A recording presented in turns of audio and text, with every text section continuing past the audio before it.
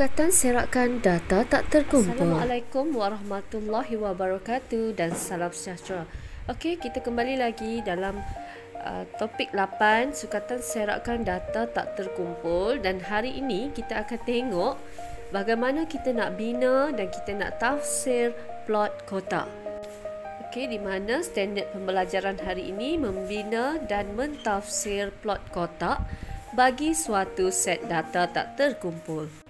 Okey, sebelum kita pergi ke cara bagaimana kita nak membina plot kotak, cikgu nak kenalkan kepada awak dengan 3 bentuk plot kotak. Okey, dan plot kotak ini juga merupakan satu kaedah yang sangat berguna untuk tentukan serakan suatu data. Jadi kat sini 3 bentuk kita, bentuk 1. Okey, kalau kita tengok pada bentuk 1, dia seimbang. Okey, dia berada di tengah-tengah.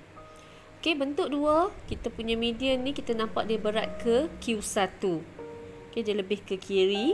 Dan bentuk yang ketiga, kita tengok median kita ni lebih kepada Q3. Okey, lebih berat ke kanan. Okey, so kita dah dapat tengok 3 bentuk yang ada bagi plot kotak.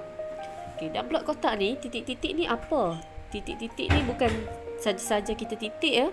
Titik-titik ni dia ada maksud dia. Ini maksud dia, 5 perkara penting. Sebab setiap plot kotak ni dia ada 5 benda di sini.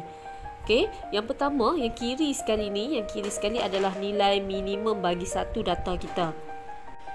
Seterusnya yang kedua, okey, titik yang kedua ini ialah kuartil pertama. Okey, dalam data kita mesti ada kuartil pertama. Okey, yang ketiga ialah median. Dan yang keempat, kuartil ketiga. Akhir sekali adalah nilai maksimum. Jadi kita perlukan kelima-lima perkara ni baru kita dapat buat plot kotak. Okey, sekarang kita nak masuk ke cara nak membina plot kotak. Okey, consider soalan ini. Data di bawah menunjukkan markah yang diperoleh oleh 15 orang dalam suatu ujian bahasa Cina. Okey, so ini markah lah 15 orang pelajar tersebut. Okey, bagaimana kita nak selesaikan? Okey, kita perlukan tadi 5 perkara tadi kan. Jadi kita perlu cari 5 benda yang kita nak tu. Okey, so kita tulis balik nilai minimum kita daripada data kita. Kita dapati nilai minimum kita ialah 35. Okey, macam biasalah data awak mesti susun dulu nah. So pastikan dia susun baru kita dapat cari semua ni. Okey, so nilai minimum 35, kuartil pertama. Okey, kuartil pertama. Okey, kalau kita bilang data kita ada 15 data bahagi 2, jadi kita dapat 77 lah. Sini. Jadi yang ni akan jadi median. Okey, ini akan jadi Q2. Okey, yang ni pula. Okey, yang ni pula kalau tengah-tengah dia 45, so ini akan jadi Q1. Yang ni akan jadi 68, ni akan jadi Q3. Okey, macam biasalah. Macam yang kita dah belajar sebelum ni, bagaimana nak cari Q1 dan Q3. Okey, jadi kuartil pertama ialah 45. Okey, median kita 57. Okey, kuartil ketiga 68 dan nilai maksimum kita ialah 75. Okey, sekarang kita dah ada kelima-lima data, baru kita boleh plot kotak menggunakan kertas graf. Okey. So first sekali awak buat satu paksi markah lah. Okey, so bila kita buat paksi markah kita, pastikan kita punya markah kita di sini seragam lah skala dia ya. Okey, lepas tu kita titikkan. Okey, sekarang nilai minimum kita 35. Jadi 35 di sini. Okey, yang 3.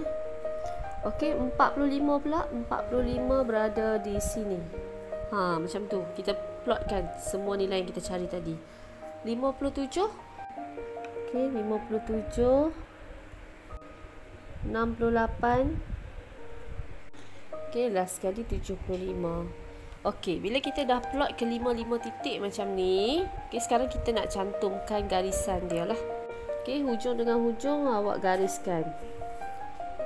Okey, macam ni nah. Yang tengah ni kita kena jadi bentuk kotak. Okey, nampak? Cikgu cantumkan dia. Okey, dan yang tengah ni pun kita gariskan. Okey, so kita dah dapat dah plot kotak kita. Okey, nampak plot kita, kotak kita ni macam corak 1 ke 2 ke 3? Macam bentuk yang mana tadi? Macam bentuk, okey, kalau kita tengok pada nota kita tadi, kita macam bentuk yang pertama kan, dia simetri kan. Okey, jadi kita dah dapat dah bina plot kotak untuk data yang kita bincang ni dalam ujian bahasa Inggeris. Bahasa Cina untuk 15 orang murid. Okey, boleh. Jadi, kita tahu yang hujung adalah nilai minimum. Okey, yang belakang sekali, belah kanan nilai maksimum. Okey, yang ni adalah Q2 ataupun median, Q1, Q3 dan julat antara kuartil Q3 tolak Q1. Okey, boleh ya untuk bina plot kotak? Okey, cikgu nak awak perhatikan zon informasi ini. Plot kotak juga boleh dibuat secara mencancang. Maksudnya cikgu buat sekarang ni secara mendatar kan. Awak juga boleh buat dia dalam bentuk menegak macam ni. Okey, boleh juga bentuk mencancang, tak ada masalah. Okey. Okey, seterusnya kita pergi ke contoh 12. Okey, dalam buku teks muka surat 227. Okey, diberi dua plot kotak. Okey, awak nampak ya, ada dua kotak plot kotak sini. Soalan A dengan soalan B. Okey. Bagi setiap plot kotak, nyatakan median kuartil pertama, kuartil ketiga, julat antara kuartil, nilai minimum, nilai maksimum dan julat. Okey. So tadi menggunakan apa yang kita dah belajar tadi, hujung sekali ni sebagai nilai minimum. Betul kan? Hujung sekali nilai minimum. Okey. Yang sini Q1, sini median. Okey, ini Q3 dan ini kita punya nilai maksimum. Okey, kalau awak dah kenal, senanglah awak selesaikan masalah. Okey, jadi jom kita buat soalan ni. Okey, jadi kita tengok kat sini. Okey, median adalah yang tengah-tengah kan. Jadi kita kena pandai baca graf lah. Macam biasalah, kalau kita tak baca graf tak boleh dapat jawapan kan. Jadi di sini bila kita baca kita dapat 52. Jadi median kita adalah 52. Okey, bagaimana dengan kuartil pertama? Kuartil pertama kalau kita tengok di sini kita dapat 35. Okey, jadi sampai habislah kita kena cari. Kuartil ketiga, tengok daripada graf, kuartil ketiga cikgu dapat 64. Jadi julat antara kuartil Q3 tolak Q1, 64 tolak 35. Jadi kita akan dapat 29. Okey, nilai minimum yang hujung sekali, yang tu cikgu dapat 18. Okey, semua sepatutnya dapat 18. Okey, maksimum kanan sekali. Okey, tengok elok-elok graf kita, kita akan dapat 80. Okey, julat. Julat macam mana julat? Ingat lagi tak julat? Maksimum tolak dengan minimum. So 80 tolak 18. Jadi kita dapat 62. Okey, settle dah kita ambil data untuk graf plot kotak soalan A. Okey, seterusnya kita tengok soalan B pula. Okey, semualah awak tengok daripada sini. Soalan B, benda yang sama juga. Okey. Okey, jadi median isilah. Kalau awak tak isi, awak lupa nanti kan. Awak tak tulis, awak tak ingat. Nilai minimum, nilai maksimum. Tulis sikit dekat gambar tu, baru senang kita nak cari. Okey, jadi berdasarkan graf ni cikgu dapatlah nilai median cikgu 11. Okey, tengah-tengah ni 11. Kuartil pertama cikgu dapat 5. Kuartil ketiga cikgu dapat 21.